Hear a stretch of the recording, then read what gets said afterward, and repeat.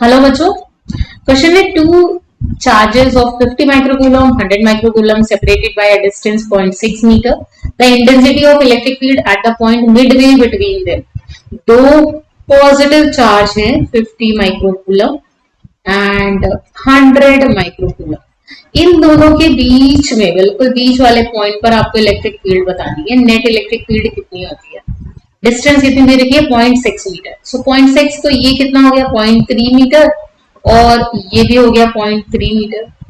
बच्चों, जब भी सेम टाइप ऑफ चार्जेस होते हैं तो उनके बीच में किसी भी रीजन पर अगर आप इलेक्ट्रिक फील्ड निकाल रहे हैं तो दोनों इलेक्ट्रिक फील्ड की डायरेक्शन एक दूसरे के ऑपोजिट होती है। जैसे इस केस में देखते हैं, +50 की वजह से इस पॉइंट P पर इलेक्ट्रिक फील्ड इस डायरेक्शन में होगी। इसको मैं चार्ज नंबर 1 बोल देते हैं, इसको 2 इजी के लिए। So electric field because of 1 is in this direction, electric field because of 2 इस तरफ आ रही है, इलेक्ट्रिक फील्ड बिकॉज ऑफ 2। अब हमारे पास नेट इलेक्ट्रिक फील्ड निकालनी है तो हम डायरेक्शन के साथ भी निकाल सकते हैं, मैग्नीट्यूड भी निकालेंगे। सो ई नेट कितना हो सकता है? ई नेट हम यहाँ पर लिखते हैं E1 माइनस E2। बच्चों, E1 को हमने पॉजिटिव डायरेक्शन में एक पॉजिटिव एक्स एक्सिस का कन्वेंशन लेके मान के लिखते हैं। चलिए इसकी वैल्यूज लिखते हैं। E1 की वैल्यू कितनी है? Electric field because of this 1 number charge on this point P, K Q1 Q2 by R square। So K को K ही रहने देते हैं। Q1 की वैल्यू कितनी है? 50 microcoulomb, 50 into 10 to the power minus 6 by R square 0.3 का whole square. दूसरी value है K E2 की वैल्यू किसकी वजह से? 100 माइक्रोकूलम की वजह से। सो 100 into 10 to the power minus 6 divide by 0.3 का होल स्क्वायर। अब बच्चों ध्यान से देखना, जितना कॉमन होता है पहले कॉमन बाहर ले लेते हैं और उसे सॉल्व करेंगे तो इजी रहेगा। क्या वैल्यूज आएंगी? आप k कॉमन लीजिए, नेक्स्ट स्लाइड पर करते हैं। k कॉमन लिया, 10 to the power minus 6 भी कॉमन आ जाएगा माइक्रोकूलम की वैल्यू, और 0.3 का होल स्क्वायर भी कॉमन है।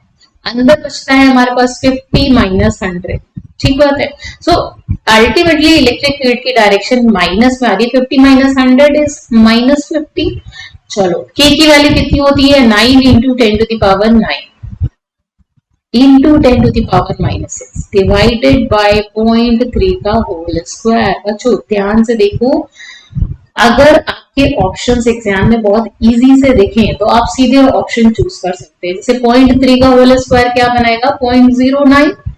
9 और 9 कैंसिल हो जाएगा, बाकी उधर 5 का ही कुछ डिजिट के साथ आंसर आना चाहिए। हमारे दो ऑप्शन है जिनके साथ सूट कर रहा है तो पूरा सॉल्व कर लेते हैं। ओके, माइनस यहाँ पर है 50 into 9 into 10 to the power 9 into 10 to the power minus 6 divide by 9 into 10 to the power minus 2 लिख सकते हैं इसको। 9 और 9 कैंसिल, -2 प्लस -6 एंड 9। सो ये हुआ 50 माइनस के साथ into 10 to the power 9 minus 6 plus 2। क्या बन जाता है हमारे पास? 50 इंटू 10 to the power 5 और माइनस के साथ माइनस, ये रिप्रेजेंट कर रहा है कि डायरेक्शन इज ऑपोजिट डायरेक्शन, मतलब नेगेटिव एक्स डायरेक्शन में आएगा अगर आपसे डायरेक्शन भी पूछे तो। बाकी 50 इंटू 10 to the power 5 है तो हमारा करेक्ट आंसर बन जाता है 5 इंटू 10 to the power 6। हमारा आंसर आया था 50 into 10 to the power 5 volt per metre. सारी एसआई यूनिट रखी है इसलिए यूनिट वोल्ट पर मीटर होगी। So correct answer is option number B. All the best बच्चों।